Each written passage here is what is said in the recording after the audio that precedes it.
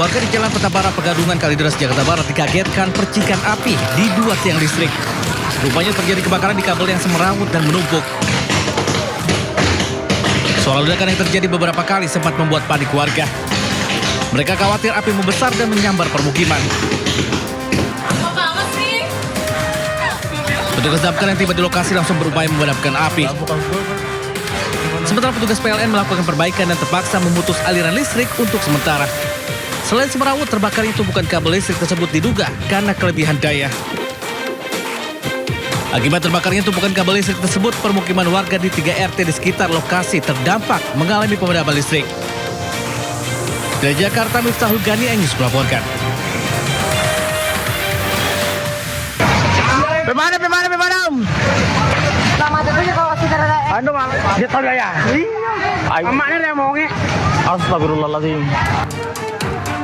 Warga panik saat kobaran api membakar sebuah rumah panggung di Desa Limboro, Polewali Mandar, Sulawesi Barat. Kencangnya angin membuat api cepat menghanguskan rumah yang terbuat dari kayu serta 2 motor yang terparkir. Indikasikan ada korban di dalam rumah, seorang wanita tua yang sudah sakit bersama cucunya. Warga menyelamatkan seorang kakek yang didapati dalam kondisi lemas di kamar mandi.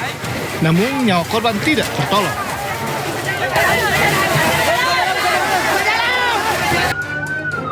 Tragis, saat api padam, didapati seorang lansia dan cucunya tewas terjebak di dalam rumah. Jumlah korban tewas akibat kebakaran ini menjadi 3 orang. Warga menyayangkan petugas damkar tiba setelah rumah hangus terbakar karena lokasi jauh dari pusat kota. Penyebab pasti kebakaran rumah masih diselidiki polisi. Kerugian diperkirakan mencapai ratusan juta rupiah. Dari Polewali Mandar, Sulawesi Barat, Huzair Zainal, iNews melaporkan.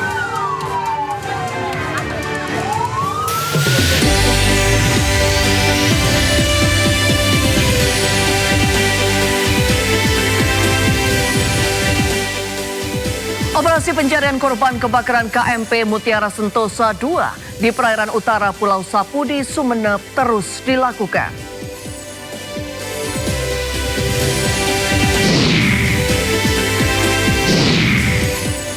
4 perusahaan milik Don Rito yang diduga menjadi tempat pencucian uang digeledah penyidik Kejaksaan Agung.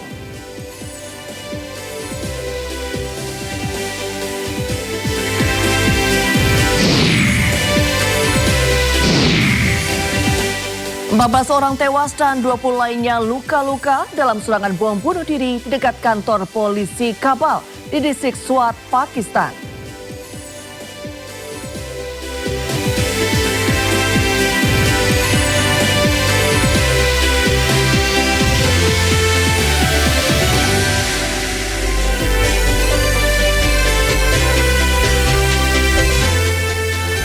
Sindo Malam hadir dengan beragam informasi terkini tanah air serta mancanegara. Bersama saya Reni Arumsari, inilah Sindo Malam selengkapnya.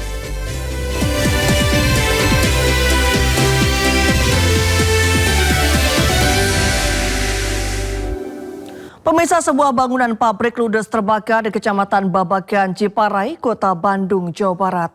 Petugas berjibaku memadamkan api, sementara penyebab kebakaran masih dalam penyelidikan kepolisian.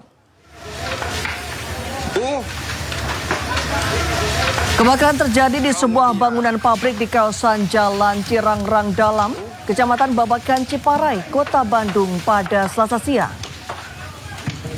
Sejumlah unit mobil pemadam kebakaran diterjunkan ke lokasi untuk memadamkan api. Belum diketahui penyebab kebakaran. Warga di sekitar lokasi diimbau menghindari area kebakaran agar tidak menghambat proses pemadaman dan evakuasi yang dilakukan petugas. Dan Mako Pusat, demikian yang dapat dilaporkan untuk sementara.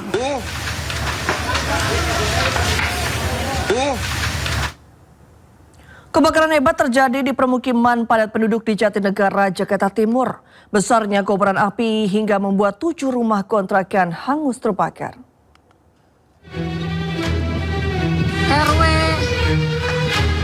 Kebakaran melanda 7 rumah petak di Jalan Cipinang Besar Utara, Jatinegara, Jakarta Timur. Banyaknya bahan yang mudah terbakar membuat api cepat membesar. dekat rumah Bang Oyon ini. Ya, dekat rumahnya Bang Oyon. Warga yang panik berupaya memadamkan api dengan alat seadanya. Petugas mengerahkan 12 unit damkar ke lokasi. Api padam 30 menit kemudian. Tidak ada korban jiwa akibat kebakaran ini. Hingga kini penyebab kebakaran masih dalam penyelidikan petugas. Dari Jakarta, Rio Manik, iNews melaporkan. Pemirsa, kebakaran lahan di Savana, Bromo, Jawa Timur yang terjadi sejak Senin sore hingga kini belum berhasil dipadamkan. Akses wisata melalui beberapa pintu masuk Bromo ditutup sementara hingga waktu yang tidak ditentukan. Ini tambah banter ya. Kebakaran lahan yang terjadi di Blok Bantengan, Kabupaten Lumajang ini nampak dari kawasan Savana Bromo. Api diketahui membakar kawasan tersebut sejak Senin sore. Petugas gabungan dari Balai Besar Taman Nasional Bromo Tengger Semeru, TNBTS, BPBD Kabupaten Probolinggo, dan BPBD Provinsi Jawa Timur sempat memadamkan api agar tidak menjalar. Namun kondisi vegetasi yang kering karena musim kemarau membuat api terus menjalar. Hingga Selasa pagi, api masih membakar hingga merambat sampai ke Blok Watu Gede dan Bukit Teletabis. Info sementara titik api itu kan mulai dari pergerakannya dari wilayah Lumajang. Lumajang ya. Sekarang bergerak tadi pagi itu sebagian Bukit Teletabis sudah ada titik api juga. Kemungkinan mengalami pergerakan, tapi sebagian masih di wilayah Lumajang. Ya, sebagian kecil yang mulai masuk di wilayah Probolinggo. Di Bukit. Imbas kebakaran ini, Balai Besar TNBTS menutup sementara kawasan wisata dari pintu masuk Malang dan Lumajang. Sedangkan dari pintu masuk Cemoro, Lawang, Probolinggo, dan Tosari, Pasuruan masih dibuka. Namun demikian, wisatawan dan warga dilarang mendekati kawasan yang terbakar di area savana. Sementara proses pemadaman api masih terus berlangsung. Dari Probolinggo, Jawa Timur, Hana Purwadi, iNews melaporkan. Pemirsa, operasi pencarian korban kebakaran KMP Mutiara Sentosa II di perairan utara Pulau Sapu di Sumeneb terus dilakukan. Selain mengerahkan sejumlah kapal penyelamat, tim gabungan juga menerjunkan 1 unit helikopter untuk memaksimalkan pencarian dari udara. Tim gabungan menerbangkan 1 unit helikopter untuk melakukan pengamatan dari udara dan menyisir lokasi kebakaran KMP Mutiara Sentosa II. Langkah ini dilakukan untuk menjangkau area yang sulit terlihat dari permukaan laut sehingga proses pencarian dan evakuasi dapat berjalan lebih cepat. Operasi pencarian hingga kini masih terus dilakukan dengan melibatkan kapal perang KRI Nala TNI AL, KN Permadi Basarnas, Polairut Polda Jawa Timur, dan berbagai unsur SAR gabungan lainnya termasuk nelayan.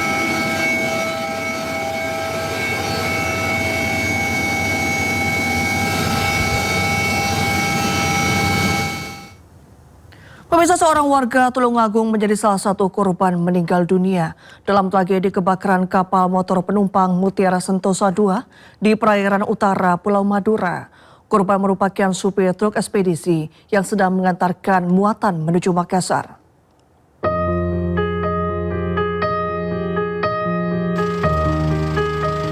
Sari Sukoco, 39 tahun, warga desa Sidorejo, Kecamatan Kauman, Kabupaten Tulungagung, Jawa Timur, menjadi salah satu korban meninggal dunia dalam kebakaran KMP Mutiara Sentosa II. Jenazah korban tiba di rumah duka di Kecamatan Tulungagung pada Senin malam. Saat kejadian, korban sedang menjalankan pekerjaannya sebagai sopir truk ekspedisi menuju Makassar. Korban berangkat bersama rekannya Bambang Susilo, warga desa Sobontoro, Tulungagung. Saat kebakaran semakin membesar, ia mengajak korban untuk melompat ke laut, tetapi korban hanya mengangguk sambil tersenyum. Menurut Bambang yang telah 8 tahun bekerja bersama, korban dikenal sebagai sosok yang tenang dalam bekerja. Ia juga mengungkapkan bahwa almarhum sempat bercerita memiliki rencana menikah pada tahun 2026 ini. Lompat ke air, saya duluan, beliaunya saya ajak, cuma mengganggu aja. Yuk saya bilangin, Mas ayo nanti aja. Terus saya inisiatif, Mas saya turun duluan. Beliaunya cuma senyum sambil mengangguk, terus saya lompat itu Bang. Itu sudah pakai pelampung atau? Semuanya sudah pakai pelampung. Nah, orangnya beliaunya itu ya asik lah orangnya, santai aja gitu. Sempat ngobrol mau menikah Bang? Iya, kita katanya tahun-tahun inilah gitu. Setelah disemayamkan di rumah duka selama sekitar 30 menit, jenazah korban dibawa ke tempat pemakaman umum Desa Sidorejo untuk dikebumikan. Dari Tulung Agung, Jawa Timur, Anak Agus Faisal, iNews melaporkan. Ya, pemirsa, keluarga dan kerabat penumpang KMP Mutiara Sentosa II yang terbakar di perairan Sumeneb masih berdatangan ke posko. Mereka datang untuk mencari anggota keluarga maupun rekan mereka yang hingga kini masih hilang. Abdul Hamid dan Ansar, dua pria ini sudah 2 hari mendatangi posko Basarnas di Pelabuhan Tanjung Perak, Surabaya, Jawa Timur. Mereka mencari kabar keluarga dan kerabatnya penumpang KMP Mutiara Sentosa II. Harap cemas mendapatkan kepastian nasib keluarga mereka, namun ternyata keluarga dan kerabatnya masih hilang. Bersama keluarga yang lain mereka menyebar ke beberapa rumah sakit, posko dan Polda Jawa Timur, namun belum juga mendapatkan kabar. Mereka cari pas kebakaran itu. Kok masih sempat kontak? Masih sempat. Apa waktu yang disampaikan mungkin pada saat komunikasi terakhir? Disampaikan itu dia minta pertolongan. Minta pertolongan, berarti sudah terbakar tadi? Ya, sudah terbakar. Mungkin itu aja. Saya sampaikan. Bawa apa? Itu truk angkot? Muatannya apa Pak? Muatannya apa Pak? Muatan logistik. Nah, gitu. Nah, untuk saat ini apa? Saya cek datanya itu apa? Ini 200 lebih korban yang meninggal dari nama kadarnya. 3 hari pasca tragedi maut kebakaran KMP Mutiara Sentosa II, sejumlah keluarga dan kerabat masih terus berdatangan mencari kabar keluarga mereka. Dari Surabaya, Jawa Timur, Nur Syafi'i, iNews melaporkan. Ya, kita ke informasi lainnya, pemirsa. Asik swafoto, 4 wisatawan terhempas ombak hingga jatuh di pantai Semeti, Lombok Tengah, Nusa Tenggara Barat. 1 orang meninggal dunia dan 3 lainnya luka-luka. Dedek anu lalu, dedek rete piku. Telangan, bilain. Jaga lain. Evakuasi seorang wisatawan yang jatuh dari tebing di pantai Semeti, Desa Mekarsari, Kecamatan Praia Barat, Lombok Tengah berlangsung dramatis. Jangan lali. Warga dan nelayan harus ekstra hati-hati karena terjangan ombak yang datang tiba-tiba. Kemplung doang dia. Sabar. Wah. Korban wanita bernama Sabira baru bisa dievakuasi setelah jasadnya digiring ke laut jauh dari tebing. Sebelumnya, korban Sabira asal desa Sekotong, Lombok Barat, bersama 3 temannya tengah berwisata di pantai Semeti. Saat bersuah foto, korban terhempas ombak yang datang tiba-tiba hingga jatuh ke laut. 3 temannya yang berusaha menolong terluka dan syok. Pukul 13.00, unit siaga SAR Mandalika menerima laporan dan selanjutnya tim rescue diberangkatkan menuju lokasi. Pada saat perjalanan, tim rescue menerima informasi dari pelapor bahwa korban telah berhasil ditemukan dan selanjutnya dievakuasi ke klinik Selong Medical Service Selong Blanang, Lombok Tengah. Jasad korban dan 3 korban luka kemudian dibawa ke klinik sebelum diserahkan ke pihak keluarga. Tim SAR mengimbau masyarakat dan wisatawan agar berhati-hati saat beraktivitas di kawasan tebing pantai, terutama saat berfoto guna menghindari kejadian serupa terulang. Dari Lombok Tengah, Nusa Tenggara Barat, Emma Widiawati, iNews melaporkan. Pemirsa, diduga tertidur di bagian belakang truk Sound Horek, seorang pemuda tewas terjepit. Korban meninggal dunia di lokasi dengan luka parah di bagian leher dan kepala. Kejadian benar paling lepet Gaboro dan di Jatiar Jasa do umur kili do. Lah kena dia remer hi pun bisa. Aduh ya Allah cedak ya Allah. Ya Allah. Ya Allah. Warga di Desa Candijati, Jember, Jawa Timur geger dengan adanya seorang pria yang tewas saat melintas di gapura desanya. Diduga pemuda tersebut usai melakukan cek sound di kawasan Kaliwining. Korban yang berinisial SNL tertidur di bagian atas belakang truk sound horek. Nahas, tubuhnya terjepit gapura beton saat kendaraan melintas. Korban pun meninggal dunia di lokasi kejadian. Tersangkut, Pak. Oh, terjepit. Iya. Gitu. Sering, Pak, seperti ini kejadian-kejadian seperti ini sebelum-sebelumnya atau baru kali ini? Tidak, hati-hati, Pak. Oh, ini lalai. Oh, lalai. Pasca kejadian, pihak keluarga korban dan pengelola sound horek menyelesaikan permasalahan tersebut secara damai. Peristiwa ini menjadi peringatan bagi pengelola kendaraan sound horek agar lebih memperhatikan keselamatan orang yang berada di atas kendaraan, terutama saat melintasi jalan dengan batas ketinggian. Dari Jember, Jawa Timur, Bambang Sugiarto, iNews melaporkan. Pemirsa, diduga mengalami perundungan saat masa orientasi sekolah, seorang siswa SMP Negeri 4 Randu Dongkal, Kabupaten Pemalang meninggal dunia. Polisi masih menyelidiki penyebab pasti tewasnya korban.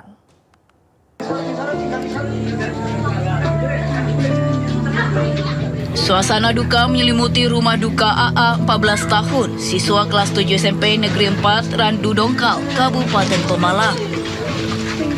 Korban yang baru sekitar 1 bulan menempuh pendidikan di sekolah tersebut meninggal dunia Minggu malam setelah sempat menjalani perawatan di Rumah Sakit Mardatila. Pihak keluarga menduga AA menjadi korban perundungan yang terjadi saat kegiatan masa orientasi sekolah atau MOS. Dugaan tersebut kini masih didalami aparat kepolisian. Jenazah telah dibawa ke rumah sakit untuk proses otopsi guna mengetahui penyebab pasti kematian korban. Otopsi bersama dengan Bidokes Polda Jateng, dan untuk hasil dari otopsi nanti akan kami rilis lebih lanjut dari hal ini karena kami juga dalam proses penyelidikan dan sejumlah saksi telah diperiksa, namun petugas masih menunggu hasil resmi otopsi menjadi dasar untuk melakukan tindakan selanjutnya. Dari Pemalang, Jawa Tengah, Suryono Soekarno melaporkan.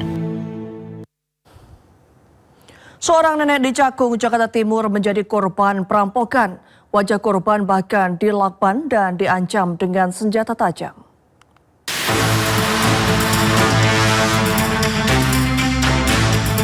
Sungguh malang nasib yang dialami seorang nenek di Cakung, Jakarta Timur ini. Korban yang masih mengenakan mukena wajahnya dilakban setelah jadi korban perampokan di rumahnya sendiri. Kurang dari 24 jam polisi berhasil menangkap pelaku di rumahnya. Pelaku ternyata merupakan tetangga korban yang ingin menguras harta korban. Dari rumah korban, polisi temukan ponsel hingga golok yang digunakan pelaku untuk ancam korban. Pelaku pun langsung digiring ke Polsek Cakung untuk diperiksa lebih lanjut. Ya, alhamdulillah udah kita amankan untuk rilis besok di anting, terus pisau, sama uang 400. Di kediamannya, di persembunyiannya, ya. Sebelumnya, Nenek Hartati dirampok saat sendirian di rumahnya. Berdasarkan pengakuannya, pelaku datang saat korban sedang sholat zuhur dan menggasak ponsel, perhiasan hingga uang tunai korban. Pelaku kemudian melakban wajah dan kaki korban dan mengancam korban dengan golok agar korban tidak berteriak. Setelah pelaku kabur, Nenek Hartati berhasil membebaskan diri dan langsung melaporkan perampokan yang dialaminya ke polisi. Pas itu nengok ada nenek lagi sholat tuh, sama dia langsung langsung ditarik tuh, suruh bangun lu, masuk kamar katanya gitu, masuk kamar tuh. Lu diam lu ya, jangan teriak sambil nodongin senjata tuh, sajam. Kalau teriak bisa gua nih baru keluar dari penjara. Kasus perampokan ini ditangani Polsek Cakung dan Polres Metro Jakarta Timur. Dari Jakarta, Rio Manik, iNews melaporkan.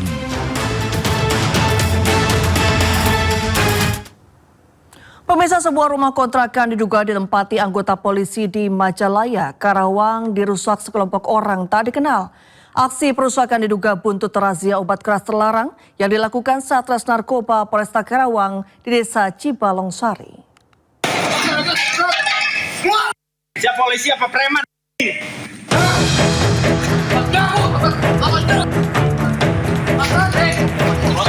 Sekelompok orang tak dikenal mendatangi rumah kontrakan anggota Polres Karawang dan melakukan pengerusakan di perumahan Tatar Endah, Kecamatan Majalaya, Karawang.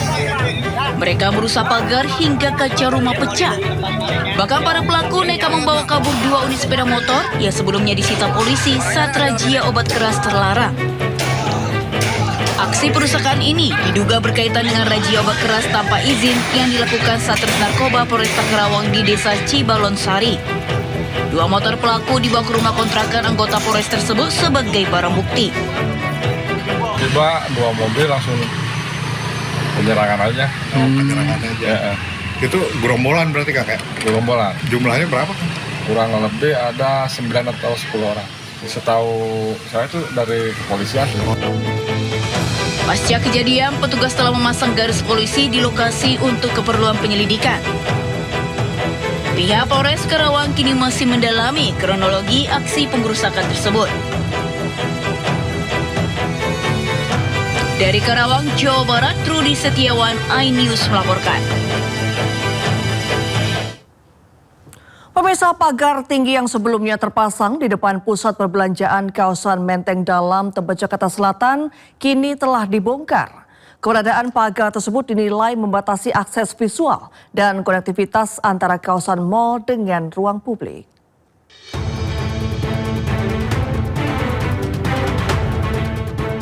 Pagar besi yang sempat terpasang dari gerbang masuk hingga gerbang keluar kendaraan roda 4 telah dibongkar. Kini menyisakan baut penyangga yang ditutup kon atau pembatas jalan. Dengan dibongkarnya pagar tinggi tersebut, area depan mal kini lebih terbuka dan terhubung dengan jalur pejalan kaki. Aktivitas masyarakat di sekitar lokasi juga terpantau normal tanpa adanya gangguan. Fenomena pemasangan pagar tinggi tersebut membuat Wakil Ketua Komisi 3 DPR RI Ahmad Sahroni angkat bicara dan berharap isu yang beredar di media sosial tidak benar. Para pihak lebih menguatkan pada isu-isu yang tidak benar. Dan jangan menakutkan begitu kan, karena masyarakat perlu kenyamanan dan kita harap negara ini negara yang kuat dan jangan ada hal-hal yang menakutkan masyarakat. Pagar tinggi dibongkar merupakan upaya pemerintah Provinsi Jakarta untuk mewujudkan ruang publik yang lebih ramah bagi pejalan kaki, terbuka serta mendukung mobilitas warga kawasan perkotaan. Dari Jakarta, tim liputan iNews melaporkan. Ya, maraknya isu aksi massa membuat pusat perbelanjaan di Jakarta dipasangi pagar tinggi. Polda Metro Jaya pun membentuk tim preventive strike untuk mengamankan ibu kota Jakarta.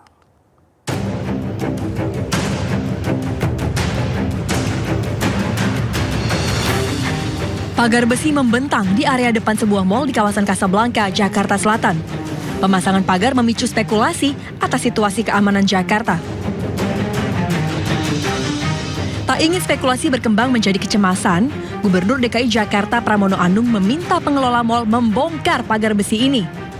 Pramono meminta pengelola tidak bersikap berlebihan dalam merespon situasi keamanan kota.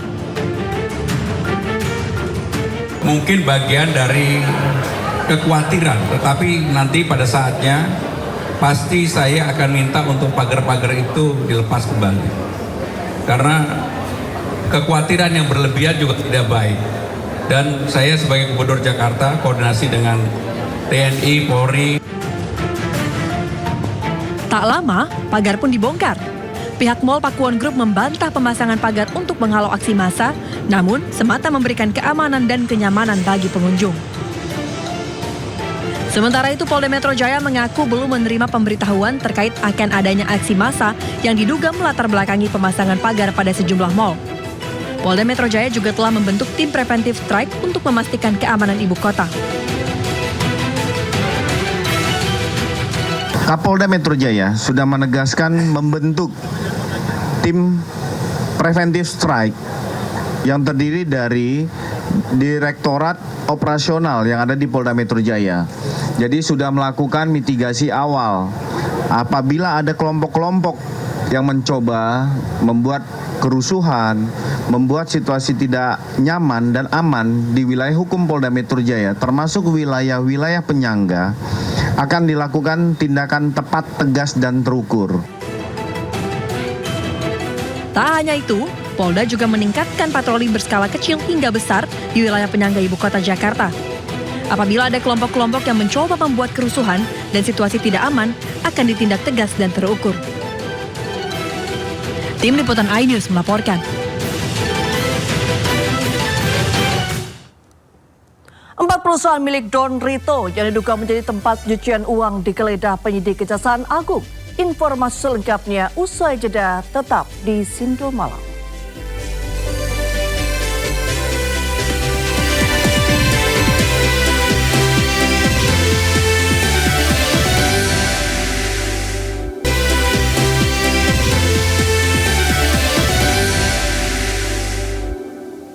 Ya, kembali di Sindo Malam pemirsa, 4 perusahaan milik Don Rito yang diduga menjadi tempat pencucian uang digeledah penyidik Kejaksaan Agung. Rangkaian penggeledahan untuk melacak aset dan aliran dana yang berkaitan dengan para tersangka.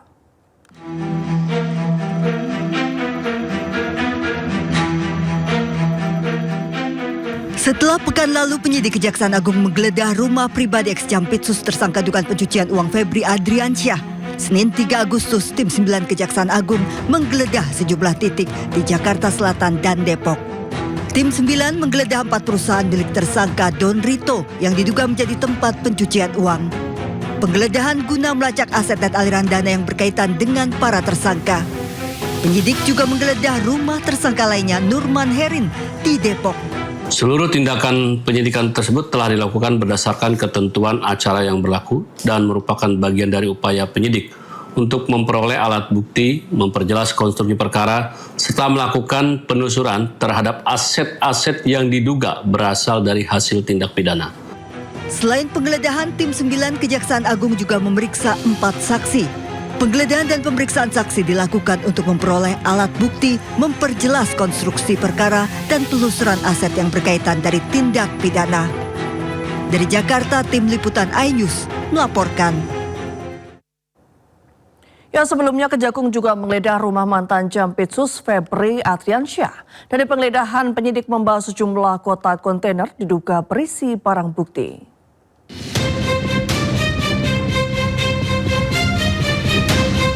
Penggeledahan dilakukan di rumah mantan Jampitsus Febri Adriansyah di kawasan Jakarta Selatan. Proses penggeledahan berlangsung selama 3 jam, mulai pukul 18.30 hingga 21.30 waktu Indonesia Barat. Dari lokasi, penyidik menyita dokumen-dokumen yang diduga berkaitan dengan dugaan tindak pidana pencucian uang. Menurut Kepala Pusat Penerangan Hukum Kejaksaan Agung, Anang Supriyatna, dokumen yang disita akan diajukan penetapan penyitaan ke Pengadilan Tipikor sebelum dianalisis untuk memperkuat alat bukti dalam penyidikan. Pada hari Jumat 31 Juli 2026, tim penyidik telah melaksanakan tindakan penggeledahan di salah satu rumah milik saudara Epa di daerah Radio Dalam.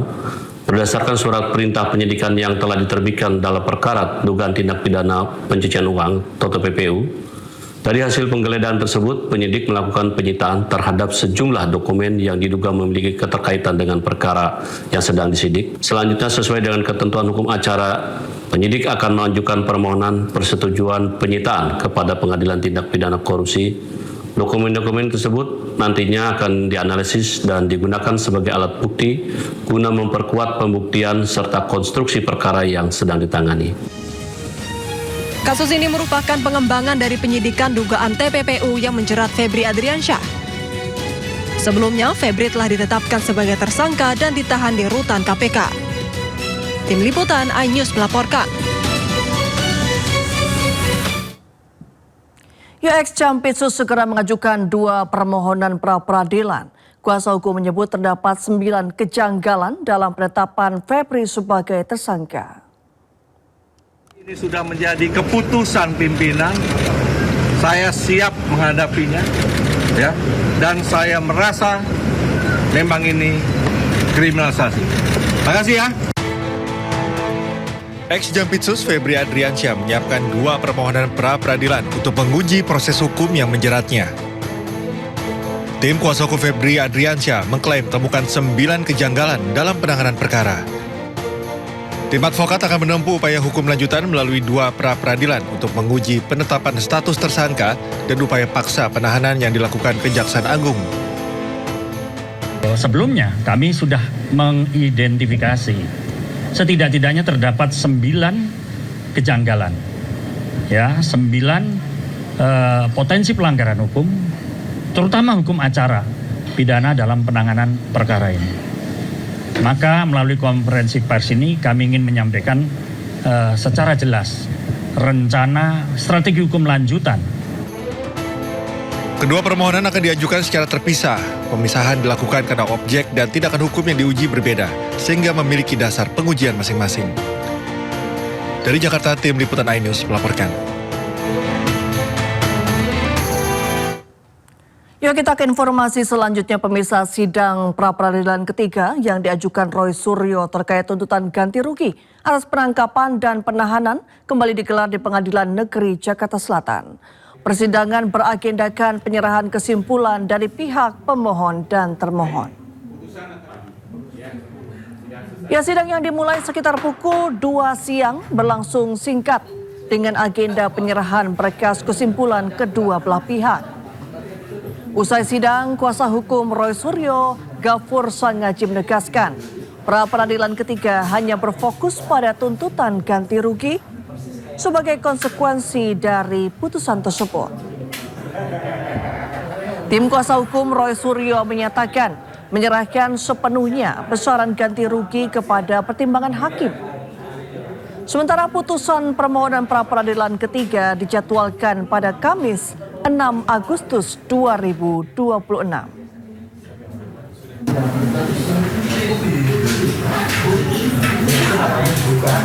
Sementara itu, Roy Suryo kembali mengajukan gugatan pra-peradilan terkait status pencegalannya oleh Polda Metro Jaya.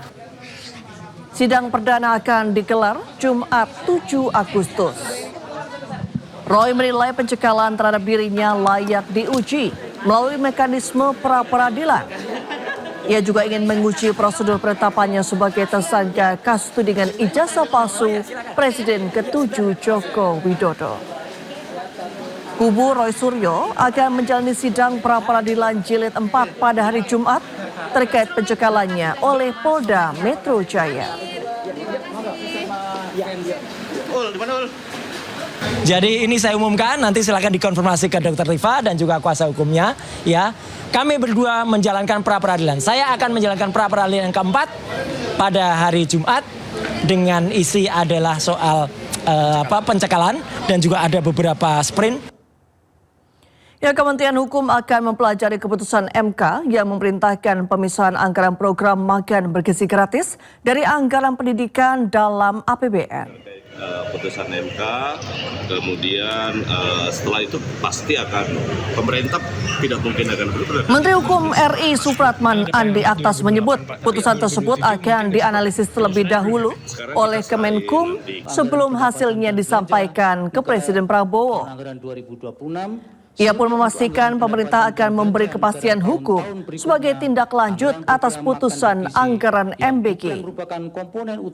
Sebelumnya MK mengabulkan sebagian permohonan uji materi terkait program MBG dan memerintahkan agar anggaran program tersebut dipisahkan dari pos anggaran pendidikan dalam penyusunan APBN pada tahun-tahun berikutnya. MK juga menegaskan bahwa MBG bukan merupakan bagian dari komponen utama biaya operasional penyelenggaraan pendidikan. Terkait putusan MK, kemudian setelah itu pasti akan pemerintah tidak mungkin akan berubah dan itu memberi sebuah kepastian. Kan ada paling lambat 2028 Pak, tapi ya. 2027 mungkin nggak sih Pak? Kan penyusunannya belum ya Pak? Sekarang kita serahin, nanti kita pelajari dulu. Kementerian Hukum berkewajiban untuk membuat analisis terkait dengan putusan MK. Setelah itu akan kita sampaikan kepada Presiden. Jadi ditunggu, sabar. Presiden udah tahu belum? Siapa? Soal putusan Saya belum lapor, saya belum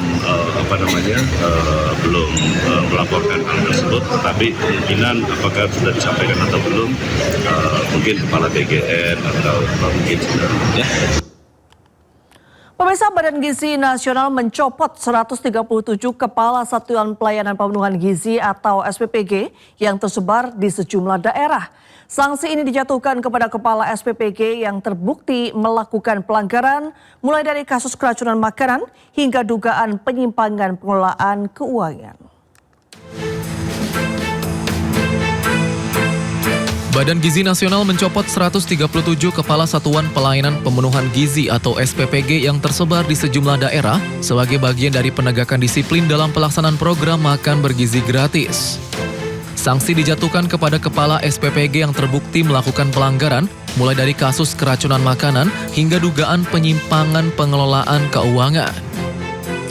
Kepala BGN Sudaryono menegaskan BGN menerapkan kebijakan tanpa toleransi terhadap setiap pelanggaran yang berpotensi membahayakan penerima manfaat maupun merugikan keuangan negara. Untuk memperkuat pengawasan, BGN tengah mengembangkan sistem pengawasan berbasis digital yang memungkinkan proses operasional di setiap dapur MBG dipantau secara lebih sistematis. BGN juga akan meningkatkan transparansi penyelenggaraan program MBG dengan membuka akses informasi kepada orang tua, sekolah, dinas pendidikan, dinas kesehatan, hingga pemerintah daerah. Dan per hari ini, ya, saya sebagai Kepala Badan Gizi Nasional telah mencopot 137 kepala dapur di seluruh Indonesia. Yang jelas kami zero toleran terhadap keracunan, zero toleran terhadap tindakan korupsi, hengki-pengki, ngantet uang, dan lain-lain, itu kita zero toleran.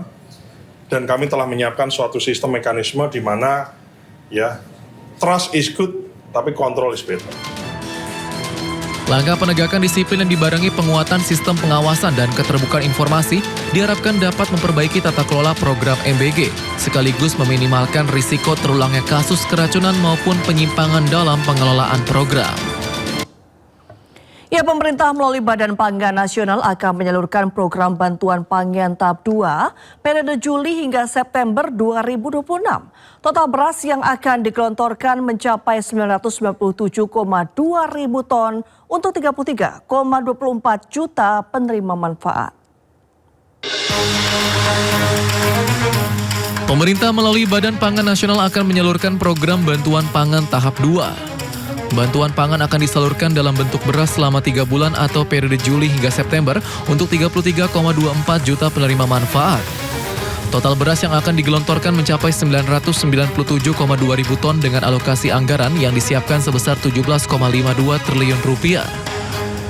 Direktur Pengawasan Penerapan Standar Keamanan dan Mutu Pangan Badan Pangan Nasional Brigjen Polisi Hermawan memastikan penerima manfaat dari program ini sudah menyesuaikan dengan daftar terbaru dari data Tunggal Sosial dan Ekonomi Nasional Kementerian Sosial. Meski demikian, ketepatan data penerima serta kualitas komoditas dan ketepatan waktu penyaluran bantuan harus diawasi secara bersama-sama. Alokasi Juli sampai dengan September tahun 2026 kepada 33.244.408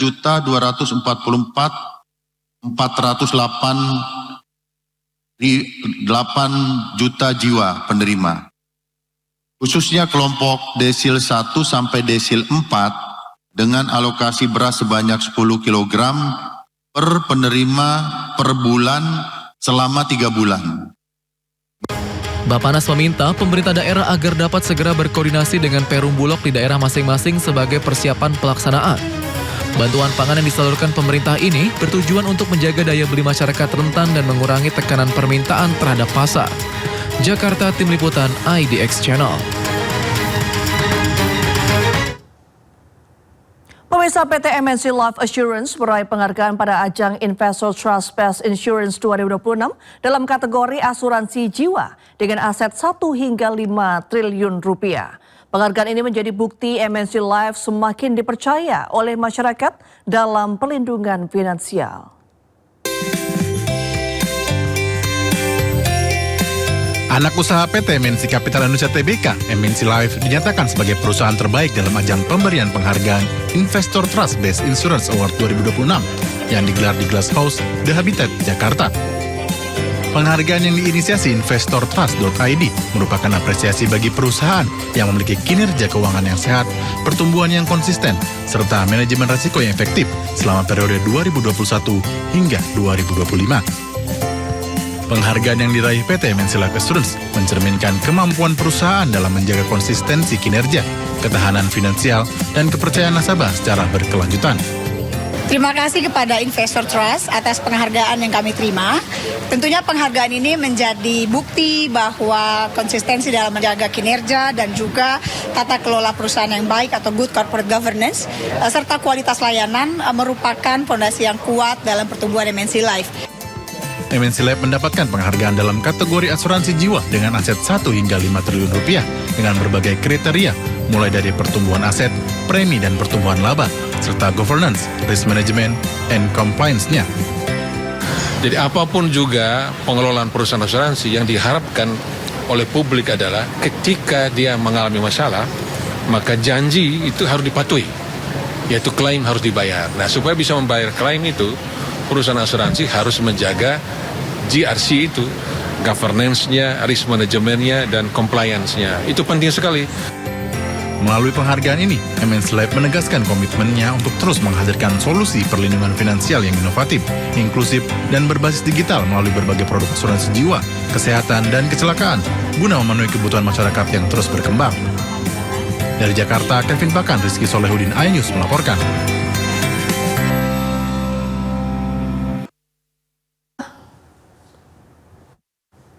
Ya, informasi menarik lainnya akan kami hadirkan usai jeda, tetaplah bersama kami.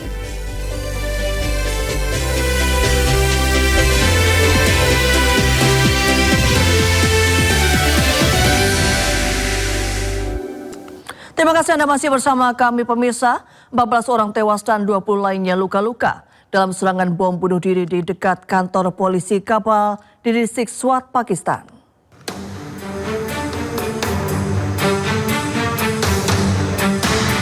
Ledakan hebat akibat serangan bom bunuh diri terjadi di luar kantor polisi Kabul di distrik Swat, Provinsi Khyber Pakhtunkhwa, Pakistan pada hari Minggu. Petugas keamanan langsung memasang garis polisi di sekitar lokasi kejadian. Selain mengevakuasi para korban, polisi juga membawa satu jenazah ke rumah sakit yang diduga kuat merupakan tubuh pelaku bom bunuh diri. Naas akibat serangan bom bunuh diri ini, 14 orang tewas dan puluhan lainnya luka-luka dilarikan ke rumah sakit Sheikh Khalifa bin Zayed Al Nahyan. इत्तला के मुताबिक 32 लोग जो अभी तक हॉस्पिटल में आए हैं, जिनमें से 7 लोगों की कंफर्म डेथ हुई है और 2 लोगों की हालत अभी सीरियस है, उनके ऑपरेशन अभी ओटी में चल रहे हैं और बाकी जो स्टेबल मरीज हैं उनको सर्जिकल वार्ड में शिफ्ट कर दिया है. Sebelumnya, pelaku diketahui mencoba memasuki kantor polisi tetapi dihadang petugas sebelum akhirnya meledakkan bahan peledak di gerbang utama. Hingga saat ini, polisi masih menyelidiki siapa di balik serangan bom bunuh diri tersebut. Pemirsa, pasukan AS meluncurkan serangan militer ke sejumlah wilayah strategis Iran termasuk Pulau Qasem. Selain fasilitas militer, serangan tersebut juga menghantam permukiman dan menewaskan satu keluarga termasuk anak-anak.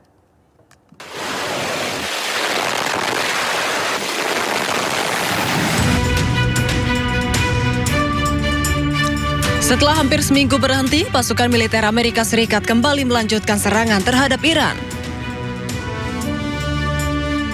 Serangan tersebut sebagai balasan atas serangan rudal Iran sebelumnya ke pangkalan militer AS di Yordania. Komando Pusat AS atau CENTCOM mengklaim bahwa selama lebih dari 20 jam pasukan AS menghantam puluhan fasilitas IRGC atau Korps Garda Revolusi Iran. Mereka menargetkan fasilitas rudal dan drone hingga lokasi pengintaian serta pertahanan di wilayah pesisir. Serangan udara Amerika Serikat juga menghantam sejumlah wilayah strategis Iran termasuk Pulau Qasem. Serangan tersebut telah menghancurkan area permukiman yang mengakibatkan kerusakan hebat.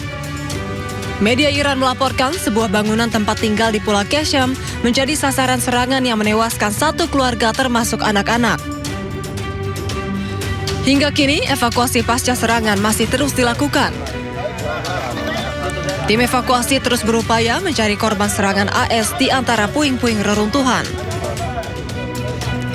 Sementara media Iran mencatat, sedikitnya 3 orang tewas dan 2 orang luka-luka akibat serangan militer Amerika Serikat.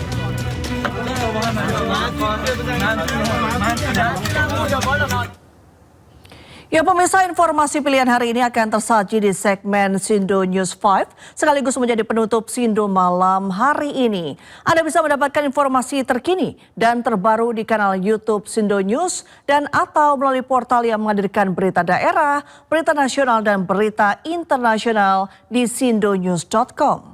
Pemirsa, mari berbagi untuk masyarakat yang terdampak bencana di tanah air melalui MNC Peduli dengan berdonasi pada rekening di bawah ini atau scan QR dengan aplikasi uang digital Anda. Saya Rini Arumsari beserta kerabat kerja undur diri. Selamat malam dan sampai jumpa.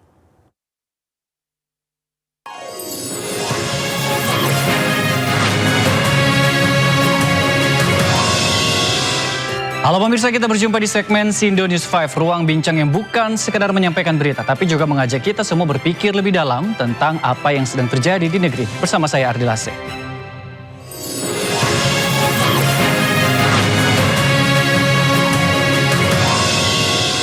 Kita ke berita pertama pemirsa. Pengadilan Tata Usaha Negara Jakarta menolak seluruh permohonan keberatan yang diajukan Universitas Gadjah Mada terkait keterbukaan informasi ijazah mantan Presiden Joko Widodo.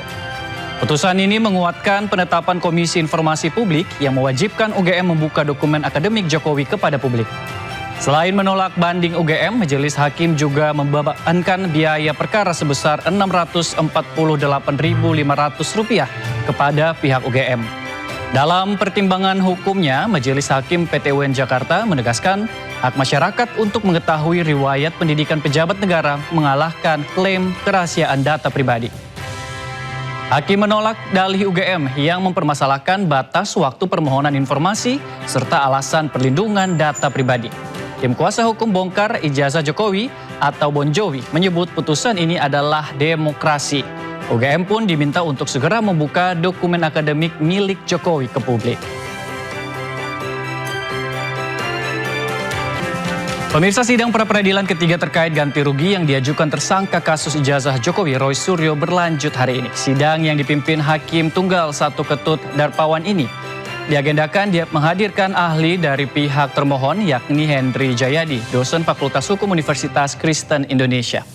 Sidang akan dilanjutkan kembali pada Selasa besok. Meminta tuntutan ganti rugi 106 juta rupiah untuk kerugian material dan itu sesuai dengan plafon 100 juta, ya hanya lebih 6 juta saja, dan tuntutan imaterial juga yang cuma 100 juta dalam tanda kutip, dan itu dikatakan oleh ahli tadi bahwa boleh penghitungan tuntutan imaterial. Apa yang kita katakan dengan imaterial itu jauh lebih luas, lebih punya nilai dibandingkan dengan apa yang dicontohkan oleh ahli tadi. Ahli tadi bicara tentang opportunity loss yang lain yang tidak jelas, tapi Mas Roy sudah mengatakan soal nama baik, ya kemudian track record dan lain sebagainya yang tercederai, terganggu, dan itu proven, dibuktikan dengan bunga, ya bunga papan dan lain sebagainya. Nah karena itu kami memohon mudah-mudahan ya setelah nanti kesimpulan sidang kemudian. Pemirsa, tabir dugaan korupsi di tubuh BGN semakin terbuka. Kali ini Kepala Badan Gizi Nasional Sudaryono mengungkap banyak rekening SPPG yang tidak jelas. Kepala BGN Sudaryono buka-bukaan terkait dugaan korupsi di Satuan Pelayanan Pemenuhan Gizi. Dari hasil penyelidikan pemirsa, sementara ditemukan 414 rekening ganda atau bahkan belum beroperasi.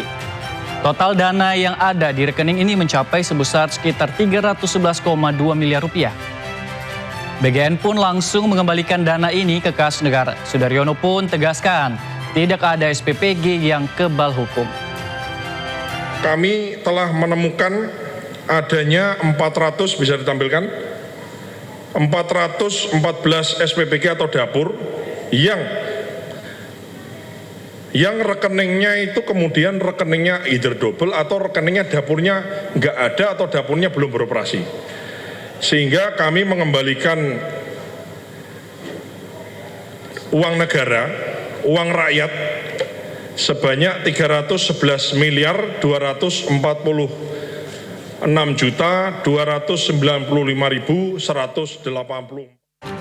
Mahkamah Konstitusi memutuskan anggaran program MBG harus dipisahkan dari anggaran pendidikan. Kepala BGN tegaskan pelaksanaan program makan bergizi gratis tetap berjalan dan sumber anggaran diserahkan kepada pemerintah.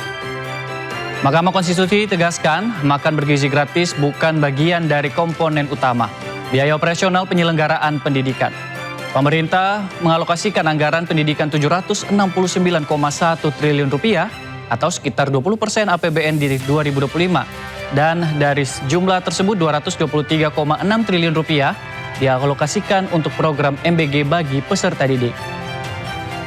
Menteri Sekretaris Negara Prasetyo Hadi mengatakan pihak Istana Kepresidenan akan mempelajari lebih dulu putusan MK terkait pemisahan anggaran program MBG dari anggaran pendidikan dalam APBN.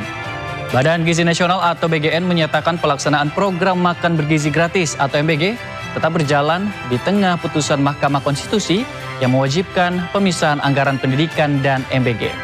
Kepala BGN menegaskan lembaganya tidak berwenang menentukan sumber anggaran karena merupakan kewenangan pemerintah.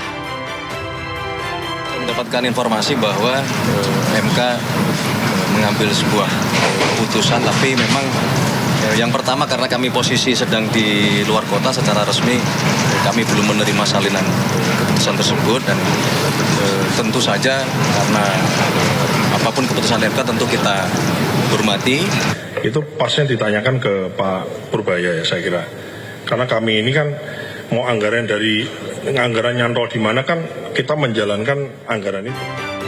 Pagar besi setinggi 2,5 meter yang sempat menjadi sorotan di depan mal di Jakarta Selatan dibongkar. Pembongkaran dilakukan setelah Gubernur Jakarta Pramono Anung meminta pengelola tidak bersikap berlebihan dalam merespons situasi keamanan kota. Pagar logam yang sebelumnya membentang di area depan mal kini sudah tak lagi terlihat. Area depan pusat perbelanjaan kembali terbuka dan akses keluar masuk pengunjung terlihat normal. Meski demikian masih tampak beberapa bekas dudukan besi yang menancap di trotoar, sisa pembongkaran pagar. Sebelumnya pemasangan pagar menjadi sorotan publik. Gubernur Jakarta Pramono Anung menyatakan keberatannya dan meminta agar pagar tersebut diturunkan atau dibongkar karena dinilai memberikan kesan khawatir yang berlebihan. Di balik setiap kebijakan ada konsekuensi dan di balik setiap headline ada harapan publik yang tak boleh diabaikan. Dan kalau hari ini kita belajar satu hal, itu adalah kekuasaan bisa dibongkar, kebijakan bisa ditantang, dan suara publik kalau cukup lantang bisa mengubah arah. Saya Ari Lase, sampai jumpa.